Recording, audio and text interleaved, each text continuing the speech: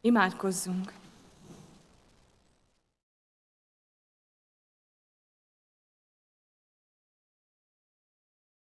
Istenünk, jó megállni most a Te jelenlétedben, és keresni Téged. Te ismersz, Te látsz, és Te tudod, hogy mi van bennünk, mi van akkor, hogyha megvizsgálod a szívünket. Elé tesszük minden gondolatunkat és minden érzésünket. És kérjük a Te áldott szent lelkedet, hogy Te járj át, és Te tedd ezt az Isten tiszteletet azzá, ami csak általad lehet, a Te jelenléteddel. Köszönjük, hogy minden vasárnap ünnep lehet, minden vasárnap lehetőség találkozni veled és egymással. Így kérünk most, Urunk Istenünk, jöjj közel hozzánk, és szólj, és ne hagyd, hogy abban maradjunk, amiben voltunk. Köszönjük, hogy Te közel léptél János apostolhoz, hogy nem hagytad magára a tieidet, még akkor is, hogyha felemeltettél erre a földről. Köszönjük, hogy ma is itt jársz, kelsz az aranygyertyatartók között, itt jársz, kelsz a tieid között, akik világítanak ebben a sötét világban. Így kérünk, Istenünk, a Te áldásodért erre a mai Isten tiszteletre. Köszönjük, hogy meghallgatsz Jézusért, aki él. Amen. Énekeljük az 59. ike énekünket, 59. ike dalt.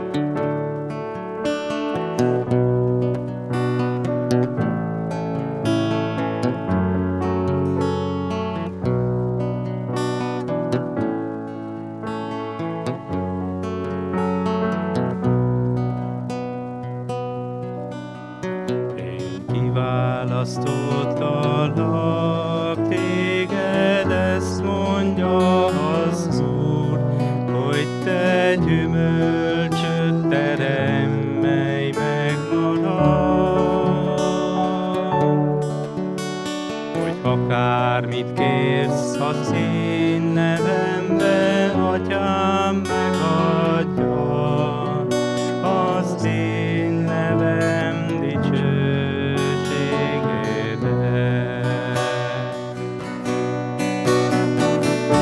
Jézusom, kész a szívem néked adni mindenem.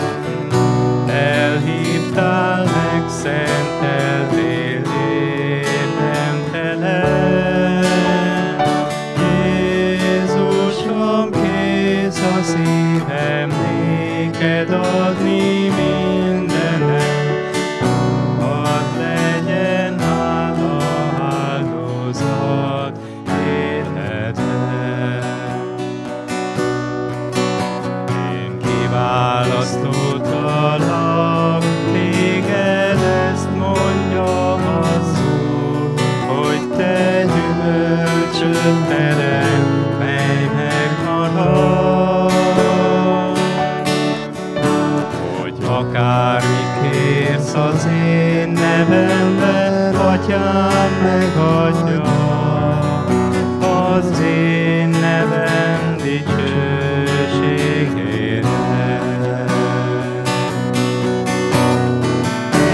Jézusom, kész a szívem néked adni mindenem. Elhívtál, megszenteltél, érdemtelen. Jézusom, kész a szívem néked adni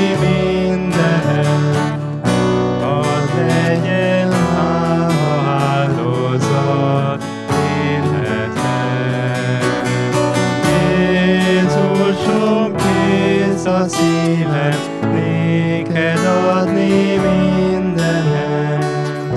Elhívtál, megszenteltél, érdemtelen. Jézusom, kész a szívem, néked adni mindenem. Hadd legyen hála áldozat életben.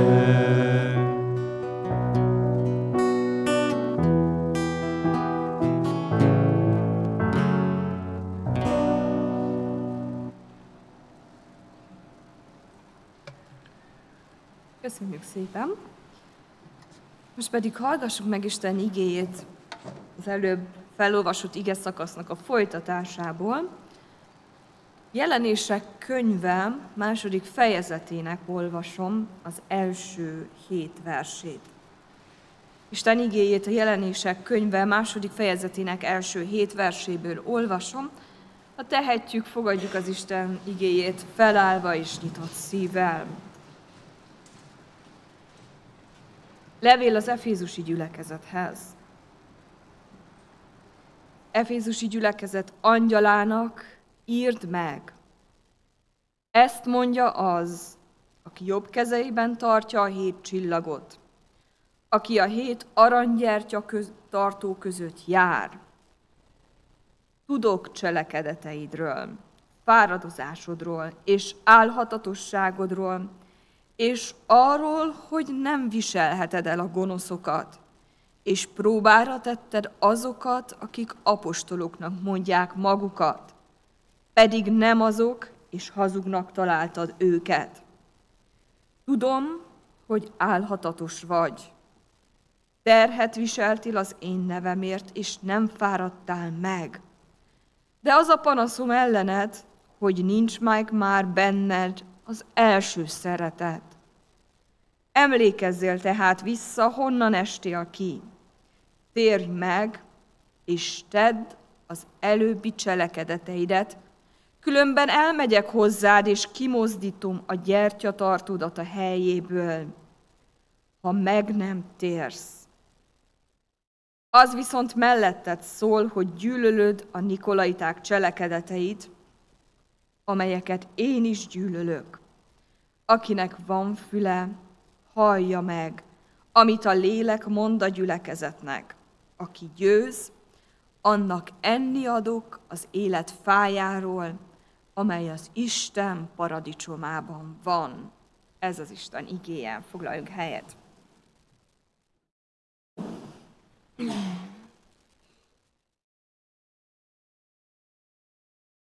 Ezzel a vasárnappal szeretnénk belevágni egy újabb, nagyon izgalmas sorozatba, méghozzá belépünk a Jelenések könyvének 7 gyülekezetébe. És megnézzük, hogy ebben a 7 gyülekezetben mi is történik. Lehet, gondolkoztunk már azon, hogy milyen lenne, ha Isten írna nekünk személyesen egy levelet. És azt hiszem, a konfirmándusok kaptak egy hasonlót, igazából az egy kitalált levél volt, amit Jézus írt nekünk. Vajon mi lenne egy ilyen levélben? Mit szólna Jézus az életünkhöz? Megdicsérne, vagy kapnánk egy kis intést? Talán mindkettő. Mik azok a dolgok, amiket jól végzünk, amit Jézus, mint követőitől elvár tőlünk, és mik azok, amik nem? Ugyanolyan jó kérdés az is, hogy mi az, amit akár jobban is lehetne csinálni. Az első század 7 gyülekezete számára ezek nem pusztán elméleti kérdések voltak, hanem valóság. És az ottani egyháztagoknak nem kellett találgatniuk, hogy milyen lenne egy levél Krisztustól, mert saját fülükkel és saját szemükkel láthatták. Az első század vége felé a feltámadott Jézus Krisztus, Isten megdicsőült fia, aki Isten dicsőségében trónul az Atya Isten trón jobbján, levelet küld az ő egyházának. És ez a levél megőrződött itt számunkra Jelenések könyvében, a Szentírásban. És ez egy olyan profétai látomásnak a feljegyzése, amelyet Isten adott Jézus Krisztusnak, ő pedig tovább adott János apostolnak, és János apostol továbbadta a gyülekezeteknek, és a keresztény hagyomány ma itt továbbadja nekünk.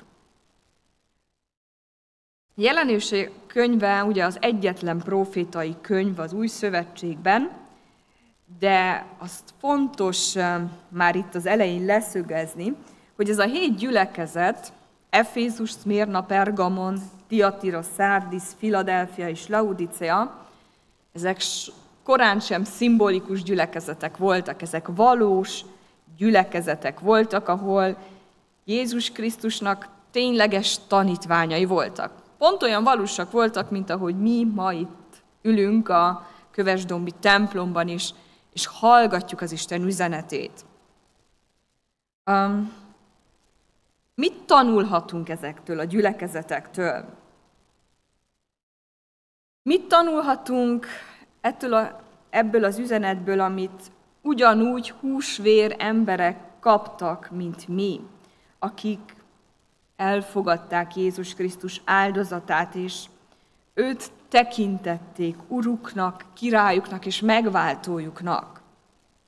Mit tanulhatunk ezektől a közösségektől és keresztényektől, akik nagyon sok mindent jól csináltak, és sok mindent rosszul? Emberek voltak, és ami ennél is fontosabb, olyan emberek, akiknek a sikereiből és a hibáiból mi is tanulhatunk.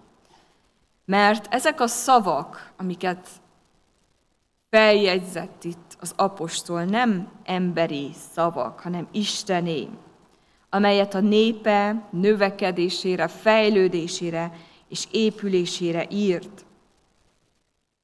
És a világ nagyon sokat változott az elmúlt közel 2000 évben, de az emberi szív az olmi keveset. Bár szoktuk mondani, hogy rossz világban élünk, de nem igaz. A világ mindig is rossz volt, és pontosan az ember miatt. A környezetünk változik, a körülményeink változnak, de az emberi szív nagyon sok mindenben ugyanolyan. Változnak a kihívásaink, talán ma más formában jelennek meg, de a problémáink gyökere mégis sokszor ugyanaz. Mi magunk is hol sikeresen, hol kevésbé sikeresen éljük meg a keresztény életünket.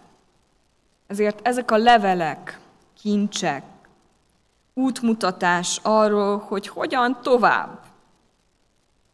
Mit hagyjunk abba, és mi az, amit folytatni kell. És Efézustól Laodiceáig időt álló leckét hordoznak számunkra a megváltónk és királyunk örökérvényű szavaival.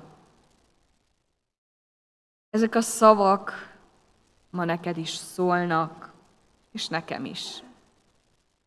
Mindannyiunknak meg van parancsolva, akinek van füle, hallja meg, mit mond a lélek a gyülekezetnek. Most is. És különösen most. Mielőtt belevágnánk a levelekbe, különösen részleteibe a levelekbe majd következő alkalommal, addig 2 dolgot fogunk megvizsgálni. Az egyik, az megnézzük magát a területet, hogy mi is történt, mi jellemezte ezt a földrészt, amit úgy nevezünk most, hogy Kis-Ázsia. És a másik dolog az, hogy megnézzük, hogy pontosan milyen mintára íródtak, hogy vannak felépítve ezek a levelek. És bár mindegyik város, ugye, ahogy nincs 2 egyforma város, saját jellemzőkkel bírt, mégis hasznos, hogyha kapunk egy átfogó képet a környezetről. Ugye római birodalom területén vagyunk, amit a rómaiak Ázsia tartománynak neveztek el, és a görögök pedig Anatóliának, ugye ez talán ismerős azoknak, akik oda utaztak nyaralni, ami nem jelent más, mint hogy a felkelő napnak a földje, és később elnevezték ezt a részt Kis-Ázsiának. Hát pedig nem is olyan kicsi, sőt elég nagy területet foglal magában, és nagyon sok fontos, sorsfordító esemény is zajlott itt. Például, csak érdekességképpen, Milétoszi Thálesz, a nyugati világ első filozófusa született itt, Pitágorász, a híres matematikus, Herodotosz, akit a történelem atyjának neveznek, Galenos orvos, akinek a munkája évszázadokra meghatározta az orvostudományt, és hát nem utolsó sorban számunkra nagyon fontos Pál apostol, aki sátorkészítőből lett teológus, apostol, és nagyon fontos küldetést töltött be a kereszténységnek a terjedésében a római világban. És a rómaiak általában azt a politikát követték, amikor leigáztak egy területet, hogy úgymond a vallási kultúrát azt békén hagyták. Nem avatkoztak be, nem mondták, hogy na most holnaptól mindenkinek a római isteneket kell imádni, hanem úgy tettek, hogy mintha szépen beolvasztanák ezt a saját kultuszukban. Nyilván kötelező volt a más istenek miatt mellett imádni a rómaiakat is, főleg a császárt. A császár volt az Istennek a megtestesülése. És ez nagyjából mindenkinél működött, kivéve a zsidóknál, mert a zsidók a római nézőpont szerint ateisták voltak. Igen, hittek egy Istenben, de mereven tagadták a birodalom többi istenének a létezését. És ezen kívül nem tisztelték isteni lényként a császárokat, sőt, néha még azt is megtagadták, hogy olyan pénzérmét érintsenek, amin a császár képe szerepelt. És elég sok feszültség is volt a zsidók és a római hódítók között, nem volt felhőtlen a viszony, viszont a rómaiak azért eltűrték a zsidóknak a furcsaságait, mivel a zsidók azért megmaradtak a saját vizeikben, és nem próbálták rávenni a többi polgárt, hogy az ő istenüket imádják, ezért Róma békén hagyta őket. Keresztények azonban más táltészta volt. Eleinte úgy látták a rómaiak, mintha ez egy különleges zsidó szekta lenne, de idővel világossá vált, hogy ezek a keresztények ezek nem maradnak meg maguknak, hanem Krisztusról beszélnek és hirdetik őt a világ minden táján. A jelenéseknek ez a 7 gyülekezete, különösen például Efézus, ahol a világ egyik csodája, az efézusi Artemis templom állt, nagy kultusza volt a különböző isteneknek. És ez annyira része volt a mindennapi életnek, hogy ugye vendéglő gyanánt is elmentek egy pogány templomba bálványáldozati húst enni, volt is ebből elég baja Pál apostolnak. Ezek a keresztények nem kívántak részt venni ezekben az idegen vallásokban, és ezért halálos, óriási nyomás nehezedett rájuk, hogy megalkudjanak. Sokan ugye a haláltól való félelem miatt aztán végül behódoltak a császár kultusznak, és ez óriási feszültséghez vezetett a keresztények között. Ez a 7 levél élő húsvér keresztényeknek szól, akik valódi kihívásokkal néztek szemben. És bár lehet, hogy az ő világuk nagyon különbözött a miénktől, a leckék, amiket megtanultak ebből, ma is épp úgy érvényesnek. Amit az egyháznak akkor hallania kellett, ma is hallania kell. És lássuk, hogy vannak felépítve ezek a levelek. Nagyon fontos mintázatot követnek. Mindegyik levélben 4 fő elemet találunk. Az egyik a bevezetés, második a gyülekezet lelki állapotának az értékelése, harmadik buzdítás és figyelmeztetés, és a negyedik a záró rész.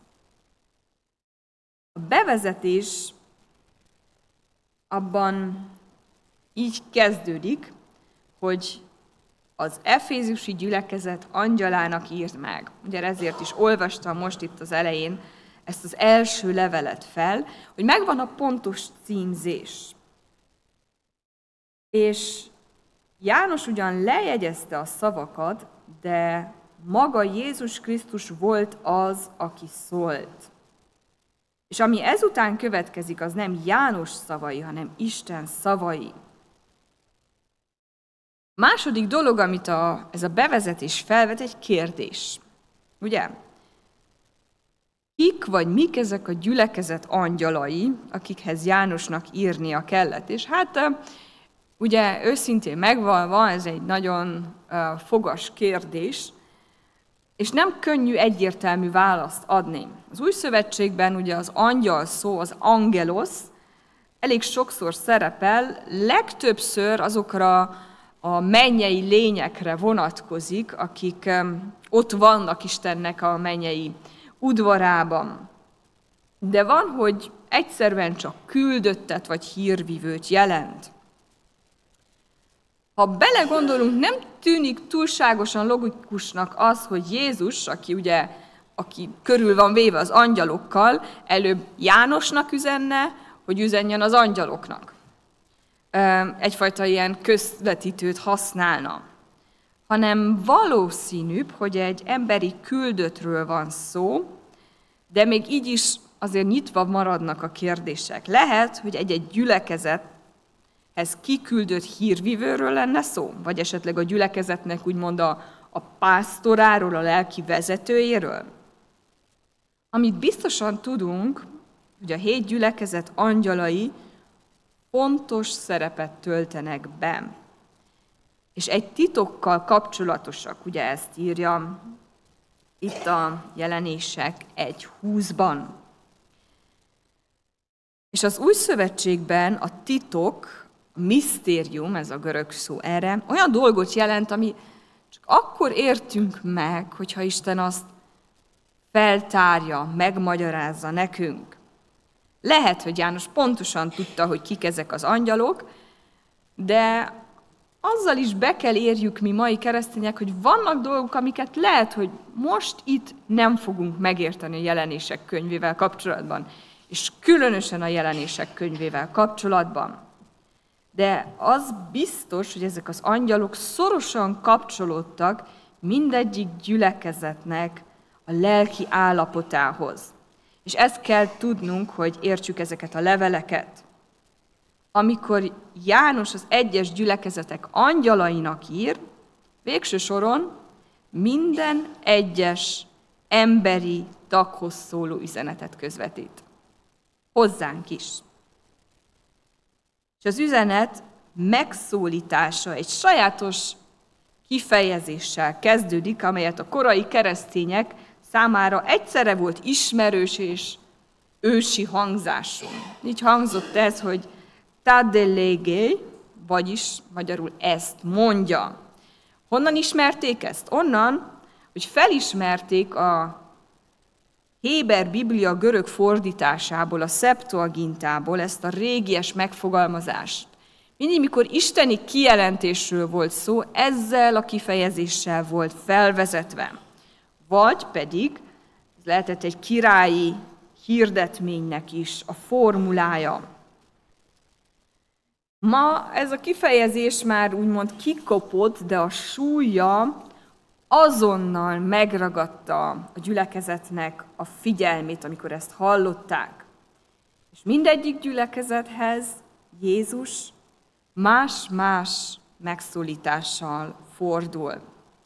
Ugye például a szmirnaiakhoz így szólt, az első és az utolsó, aki halott volt és életre kelt. Tiatiraiakhoz pedig így, Isten fia, akinek szeme olyan, mint a tűzláng. És azért is olvastam fel az első fejezetet, mert minthogyha ebből az első fejezetből ragadnak ki egy-egy jellemzőt minden egyes levél elejére Jézus. És ezek az utalások nagyon fontosak. És az is, hogy Jézust ne csak részleteiben, hanem egységében lássuk. Jelenések könyve elején János apostol ugye látomásban szemléli a megdicsőült Jézust. Az a Jézus, akiről úgy énekeltünk, hogy győzelmet vettél, ó, feltámadott. Ez a feltámadott Krisztus, aki ott ül az Atya Isten trónján ebben a jelen pillanatban, valami hasonló állapotban, mint ahogy ezt itt János nekünk leírja. És minden egyes istentisztelet, minden egyes alkalom, amikor összegyűlünk az ő nevében, közösségben vagyunk, nem más, mint ennek egy, halvány mása.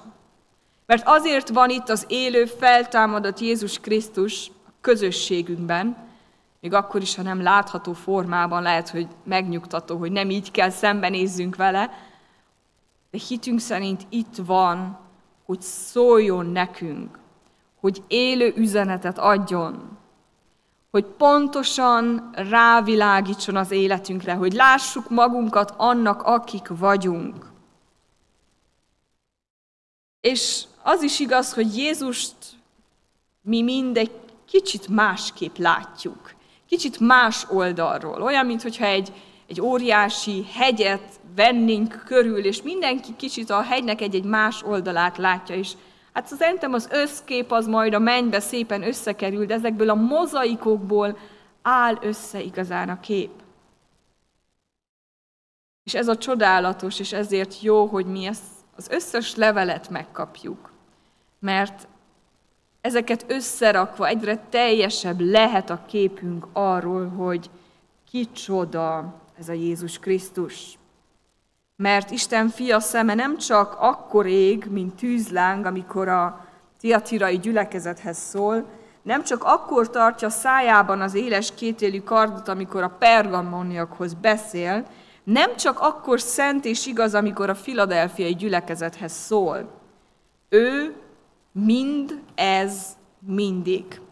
Ő volt, ő van, ő lesz, ő a kezdet és a vég, akinek az arca napként ragyog, aki a halottak közül elsőként támad fel, és aki uralkodik ezen az egész teremtett világon. És utána, miután Jézus bemutatkozik, olyan szép, hogy bemutatkozik, nem? Hogy elmondja, hogy ki ő a számunkra, következik a gyülekezetek állapotának az értékelése, és minden levélben, miután Jézus bemutatta magát, ad egy ilyen értékelést, ami 2 részből áll. Dicséretből, ha volt valami dicsérnivaló, és feddésből. És ez a rész nagyon fontos a számunkra. Miért? Mert a legtöbb ember, ha megkérdezik tőle, hogy milyen a lelki élete, így válaszol, köszönöm szépen, meg vagyok, nincs különösebb probléma, talán imádkozhatnák egy kicsit többet, vagy olvashatnám a Bibliát, de úgy rendben vagyok. Csak hogy, ugye, ezek a gyülekezetek is valószínűleg, hogyha őket kérdeztük volna, teljesen más képet kaptunk volna róluk. És miközben olvassuk, látni fogjuk, hogy voltak, akik úgy gondolták, hogy ők teológiailag a csúcson vannak, lelkileg gazdagok, és közben szánalmasan szegények voltak. Mások azt hitték, hogy hű, de élő gyülekezet van, mennyi alkalom, rendezvény, stb., és közben halottak voltak. Aztán egyesek úgy vélték, hogy ők aztán kiállnak az igazságért rendesen, miközben Jézus gyűlölte a tetteiket. Jézus szeme élesebb, mint a miénk, és ő pontosan ismeri. Nem csak a gyülekezetet, mint magát, hanem minden egyes tagját a gyülekezetnek. És nem mindig az a legnagyobb probléma, ha egy gyülekezet, vagy ha egy ember nyíltan bűnben él. Azt könnyen észrevesszük, ugye? Néha az is baj, ha egyszerűen csak közömbössé, langyossá, önelégülté válunk. Az is probléma, és nagy probléma, ha hiányzik a szeretet, vagy a kitartás. Egyes gyülekezeteknél Jézus dicséretet mond, másoknál feddés, de egyben közös volt. Mindent tökéletesen látott és igazságosan ítélt. És ez ránk is igaz. Amikor a saját lelki állapotunkra gondolunk, fontos, hogy ne csak a saját érzéseinkre, vagy saját elgondolásainkra támaszkodjuk, hanem kérdezzük meg Jézust. Uram, hogy állok? Hogy látsz engem? És ezek a levelek nagyon sokat segíthetnek ebben. Lássuk a feddés és intéssel kapcsolatban azt mondja, hogy egyetlen gyülekezet sincs remény nélkül. Még akkor is, amikor azt mondja, hogy élőnek mondod magad, pedig halott vagy, kap egy felszólítást. Emlékezz vissza, tartsd meg és térj meg. Semmiféle bukás, legyen az bármilyen súlyos, nem végleges és nem helyrehozhatatlan. És a levelek egyetlen pontján sem mondja Jézus egyik gyülekezetnek sem, hogy már nem vagytok az enyém. Néhányan veszélyben vannak, komoly veszélyben, de még mindig ott van Jézus a gyülekezetekben. Még mindig az övéi. És Jézus azt is akarja, hogy ez sikerüljön nekik, és ugyanígy nekünk is. Ezért kell éppen nekünk a feddés és az intés. Bármilyen is legyen a személyes küzdelmed, bármilyen területen is kell még növekedned Jézus Krisztus tanítványaként, ő azt akarja, hogy győzz, és ő megmutatja neked az utat, és erőt is ad hozzá, hogy végig járd. És minden levél ugyanazzal a két elemmel zárul, egy felszólítással a hallásra, és egy ígérettel annak, aki győz. Ez a felszólítás a hallásra nem csak egy ilyen formula, amin csak úgy tovább siklunk, hanem egyfajta parancsként mondja el. Az egyik angol fordítás így mondja, akinek van füle, kötelessége meghallani, amit a lélek mond a gyülekezetnek. Ha képesek vagyunk meghallani az üzenetet, akkor kötelességünk figyelni rá és engedelmeskedni. De mit is kell meghallgatnunk? Azt az üzenetet, amelyet Isten lelke szól az ő gyülekezeteinek. És itt többes számba van. Nem hiába. Nem csak egy személyes üzenetet kell valahonnan kihámozni, hanem kell látni az egészet, az összképet. Mert lehet, hogy ma ebben a problémában vagyok, de holnap aztán az történik velem. És ezért mindig kell tudjam, hogy mit mond Isten az adott helyzetben. És ez csak akkor fog eszembe jutni, ha figyelek az egészre. Jézus nem azt mondja az efézusiak, hallgassátok meg, mit mond a lélek az efézusi gyülekezetnek, hanem általánosan fogalmaz, és ez nagyon fontos. Akinek van füle, hallja meg, mit mond a lélek a gyülekezeteknek, mindegyiknek. Mert szükséged van rá, és szükségem van nekem is rá. És arra vagyunk hívva, hogy minden igével éljünk, ami Isten szájából származik. És ez felbecsülhetetlen értékű.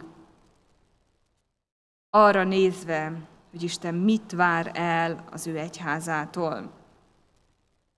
És aztán természetesen ott vannak az ígéretek is. Nagyon szeretjük az ígéreteket.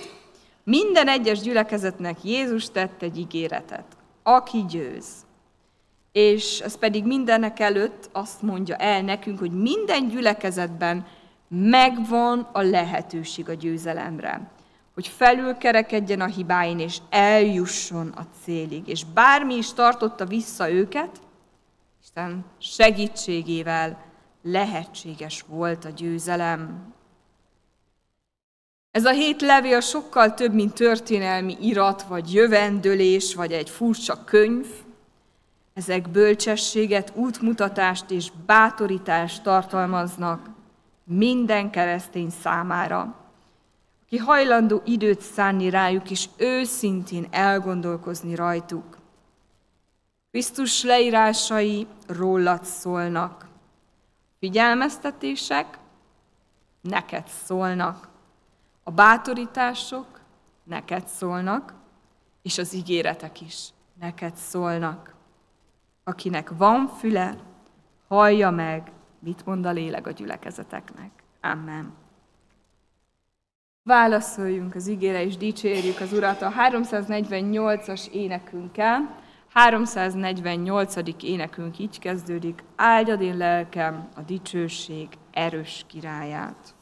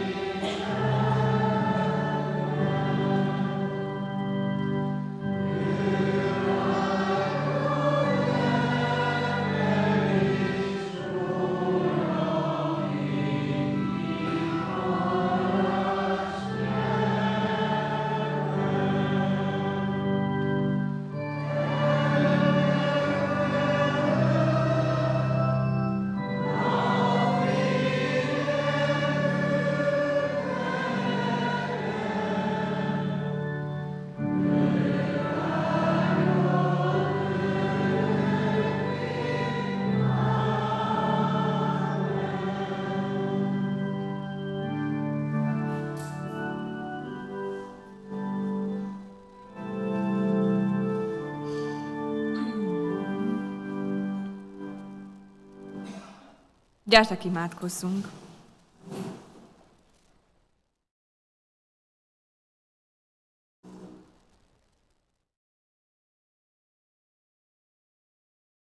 Úr Jézus Krisztusunk, drága megváltónk, köszönjük, hogy annyira drágák és értékesek vagyunk. A te szemedben mi gyarló kis porszemek, hogy üzenetet hagytál nekünk a mennyből, és láthatjuk, hogy egy pillanatra sem tévesztettél el minket szem elől, hanem tudod pontosan, hogy miben vagyunk, hogy mennyire vagyunk ellangyosodva, hogy mennyire vagyunk egy lelki halál állapotában, hogy mennyire fáradtunk el a küzdelmeinkben, vagy hol vannak a nehézségeink, hol vannak a kísértéseink.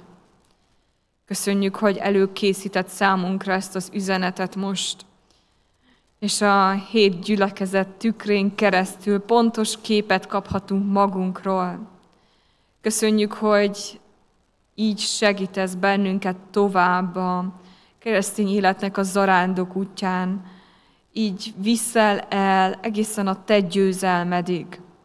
És osztozhatunk veled együtt, nem csak a szenvedésben és a próbákban, hanem a dicsőségben is. Köszönjük, hogy kérhetünk téged most azokért, akiknek különösen nehéz a helyzete, a gyászolókért, akiknek szívben bánat van, meg talán lehet sértődés is. Istenünk, te vigasztald meg őket, és te mutasd meg, hogy nálad lehet gyógyulás, nálad van erő, és nálad van kegyelem a legnehezebb terheknek az elhordozására, a legfájdalmasabb dolgoknak a megbocsátására is. Köszönjük, hogy hálát adhatunk neked az elmúlt hétért, a gyerek foglalkozásért, a vakációs bibliahétért, azért a sok örömért. Köszönhetjük neked a segítséget, támogatást, amit kaptunk a munkatársainkban, meg az adományokban is. Isten, áld meg ezt a munkát, és kérünk, hogy légy velünk ezen a következő héten, bármi is álljon előttünk, ne hagyj el bennünket. Hadd tárjuk fel most előtted a szívünk csendes könyörgéseit.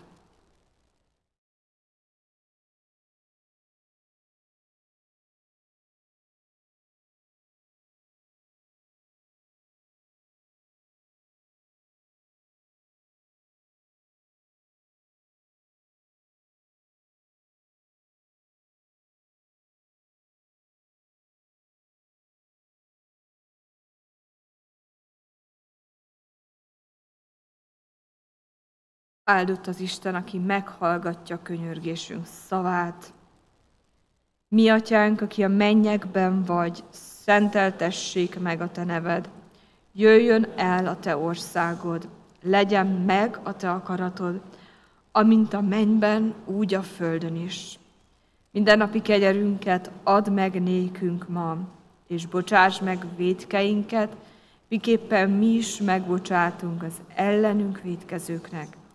És ne vigy minket kísértésben, de szabadíts meg a gonosztól, mert tiéd az ország, a hatalom és a dicsőség mind örökké. Amen.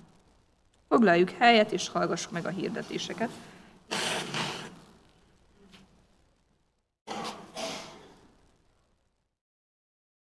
Az elmúlt héten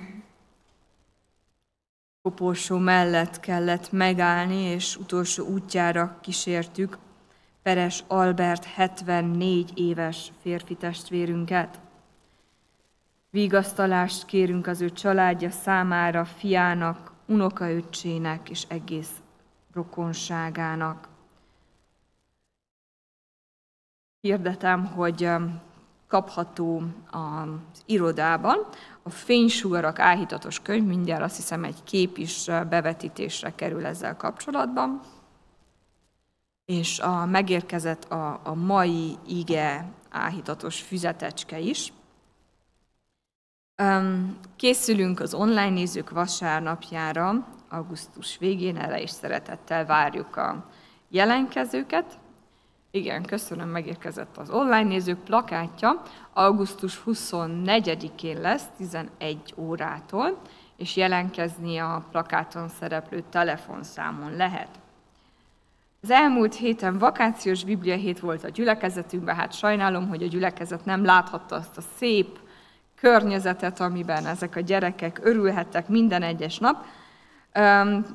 120 gyerek és 50 munkatárs, úgyhogy jó sokan voltunk minden egyes nap, és Isten hát gazdagon megáldott azzal a különleges ajándékkal is, hogy egy Észak-Írországból érkező Exodus missziós csapat szolgált itt közöttünk, nagyon szépen összebarátkoztak a fiatalokkal és a gyerekekkel, és sok érdekességet tanultunk tőlük is. Köszönjük a segítséget az önkénteseknek és az adományokat is, mivel ugye sok embernél a kiadások is sokak, úgyhogy erre is nagyon nagy szükség volt, és szükség van is még, hogyha valaki teheti ezt a munkának a jövőjét, a gyerekmunkát, azt támogassa. Következő héten házas hét lesz a gyülekezetünkben. Erre az alkalomra azt hiszem már a hétre a jelentkezések lezárultak, de a csendes napra még mindig lehet jelentkezni, ez szombaton délelőtt lesz, Bucsinon, a bucsini táborozó helyén a gyülekezetnek 11.